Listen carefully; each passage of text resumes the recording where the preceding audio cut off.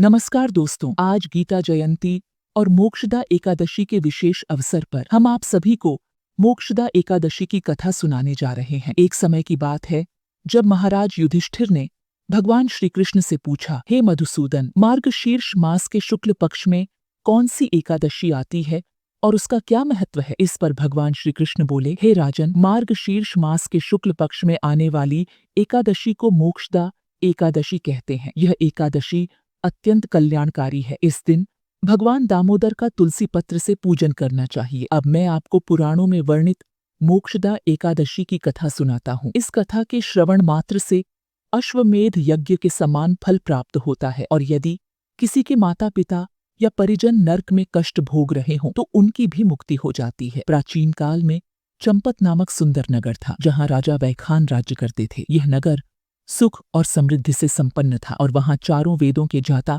ब्राह्मण निवास करते थे। राजा वैखान अपनी प्रजा का पुत्रवत पालन करते थे। एक रात्रि राजा ने स्वप्न में अपने पिता को नरक में कष्ट भोगते देखा। इस दृश्य ने उन्हें विचलित कर दिया। प्रातःकाल राजा ब्राह्मणों के पास गए और स्वप्न सुनाते हुए बोले, हे ब्राह्मण देवताओं, मैंने स्वप्न में अपने पिता को नरक में कष्ट भोगते देखा। उन्होंने मुझसे सहायता मांगी है। तब से मेरा चित्त बहुत अशांत है। कृपया ऐसा कोई उपाय बताइए जिससे मेरे पिता की मुक्ति हो सके। ऐसा पुत्र व्यर्थ है जो अपने माता पिता का उद्धार न कर सके। एक उत्तम पुत्र अपने माता पिता और पूर्वजों का उद्धार करता है, जो हजारों मूर्ख पुत्र नहीं कर सकते। राजा की यह बात सुनकर ब्राह्मणों ने कहा, हे राजन, यहाँ पास ही पर्वत मुनि का आश्रम है। वे भूत, भविष्य और वर्तमान के ज्ञाता हैं। आपकी समस्या का समाधान वे अवश्य करेंगे। राजा तुरंत पर्वत मुनि के आश्रम पहुंचे। वहां अनेक तपस्वी योगी और मुनि तपस्या कर रहे थे। राजा ने मुनि को प्रणाम किया और अपनी समस्या बताई। पर्वत मुनि ने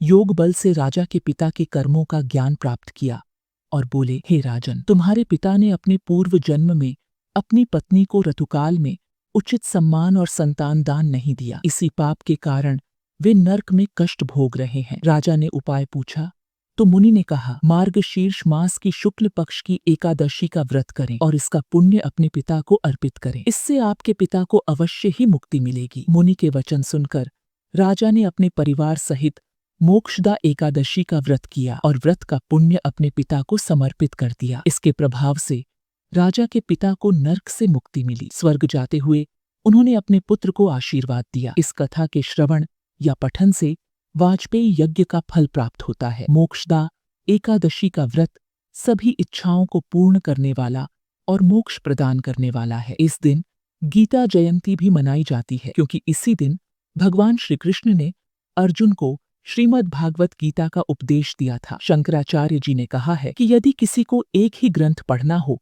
तो वह गीता पढ़े, और यदि एक ही ईश्वर की पूजा करनी हो तो भगवान श्री कृष्ण की। इस पवित्र दिन पर गीता के संदेश का प्रचार प्रसार करें। जय श्री हरि।